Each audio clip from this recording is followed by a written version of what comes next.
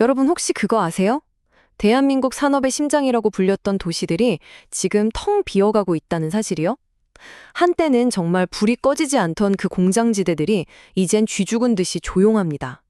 대체 무슨 일이 벌어지고 있는 걸까요? 오늘 그 거대한 미스터리의 한가운데로 한번 들어가 보겠습니다. 자, 이 숫자 한번 보세요. 35.1%. 이게 뭐냐면요. 대표적인 산업도시인 여수의 상가 공실률입니다. 그러니까 비어있는 가게 비율인 거죠.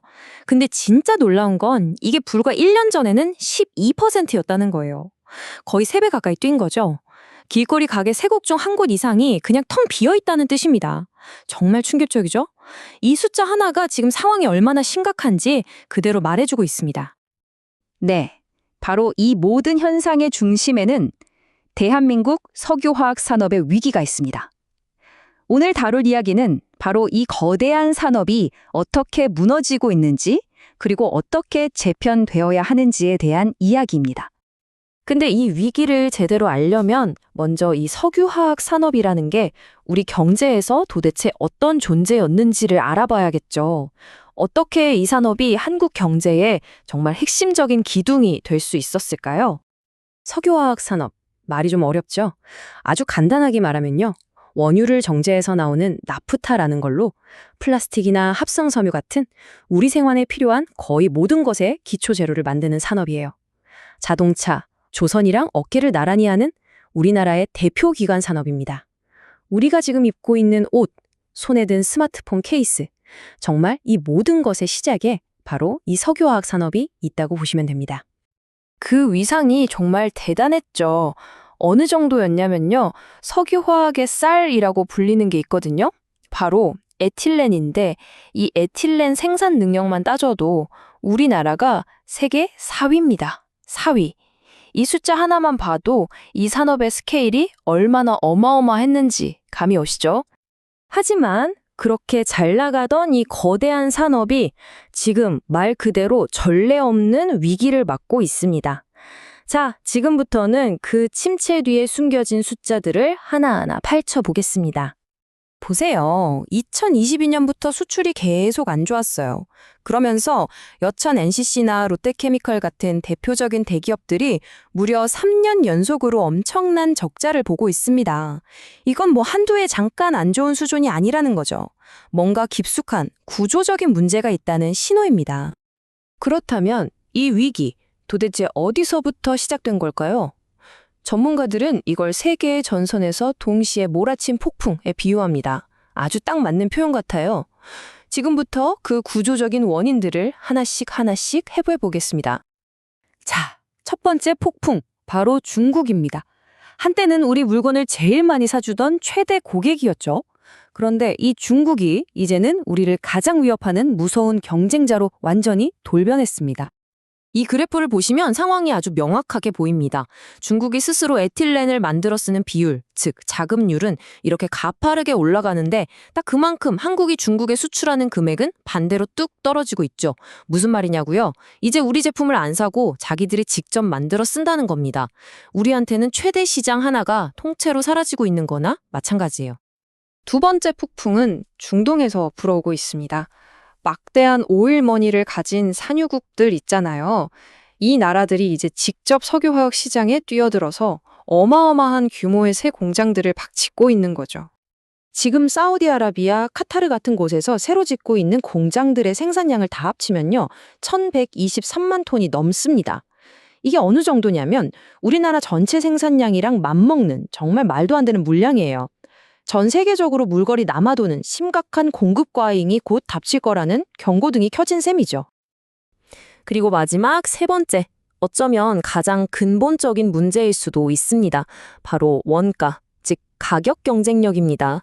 우리나라가 쓰는 생산 방식이 다른 나라들에 비해 너무 비싸다는 거예요. 구조적으로 가격 싸움에서 이기기가 힘든 상황에 처한 거죠.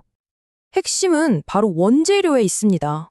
우리나라는 원유에서 나온 비싼 나프타를 쓰는 NCC 방식이에요. 그런데 미국이나 중동은 훨씬 싼 천연가스를 쓰는 ECC 방식을 쓰고요. 중국은 정말 값싼 석탄을 쓰는 CTO 방식까지 씁니다. 그러니 가격 경쟁에서 우리가 이길 수가 없는 거죠. 애초에 시작점부터가 다른 너무나 불리한 싸움을 하고 있는 겁니다. 자, 이렇게 대기업들이 흔들리는 게 그냥 그들만의 문제로 끝나면 좋겠지만 전혀 그렇지 않습니다.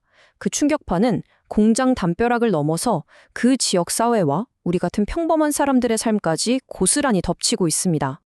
지금 우리나라 석유화학 단지들의 공장 가동률이 70% 수준까지 떨어졌다고 해요.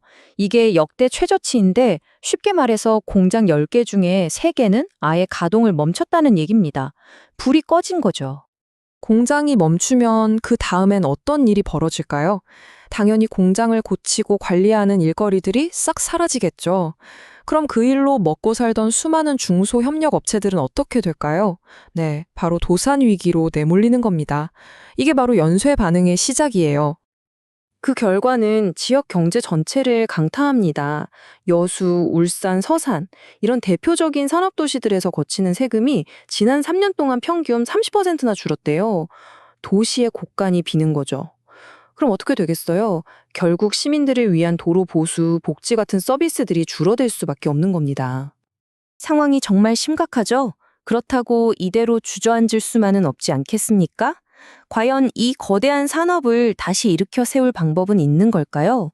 지금부터 정부와 업계가 어떤 해결책을 고민하고 있는지 한번 들여다보겠습니다. 정부가 내놓은 해법은 크게 3가지 방향입니다. 첫째, 지금 너무 많이 지어져서 남아도는 NCC 설비는 과감하게 줄인다.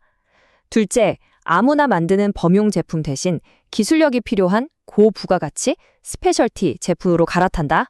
그리고 셋째, 여수, 울산, 서산 이 3대 단지를 따로따로가 아니라 한꺼번에 묶어서 개편한다 이겁니다. 그런데 여기서 정부가 내건 핵심 원칙이 아주 명확합니다. 바로 선자구 노력, 후 정부 지원. 그러니까 기업들이 먼저 뼈를 깎는 노력으로 스스로 살아남을 계획을 가져와라.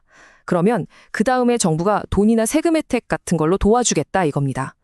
무작정 도와주진 않겠다는 거죠. 사실 이런 위기는 우리가 처음 겪는 게 아닙니다. 과거에 다른 나라들도 비슷한 경험을 했어요. 예를 들어 미국은 기업들이 알아서 정유랑 화학을 합치는 수집 통합으로 위기를 넘겼고요. 일본은 정부가 나서서 비슷한 회사들을 합쳐버리는 수평 통합으로 극복한 사례가 있습니다. 이 미국과 일본, 방식은 달랐지만 여기서 얻을 수 있는 공통적인 교훈은 아주 명확합니다. 결국 살아남으려면 돈 안 되는 싸구려 범용 제품에서 벗어나서 우리만 만들 수 있는 기술 집약적인 고부가가치 제품으로 가야 한다는 것. 이게 바로 지금 우리가 가야 할 길을 보여주는 이정표인 셈입니다. 한때 대한민국 경제 성장을 이끌었던 이 거대한 엔진, 이제는 낡은 유산이 되어버린 이 산업이 과연 새로운 시대를 맞아 스스로를 완전히 바꿀 수 있을까요? 이 엄청난 질문에 대한 답은 아마 지금부터 시작될 아주 고통스럽고 긴 구조조정의 과정 끝에서야 찾을 수 있을 겁니다.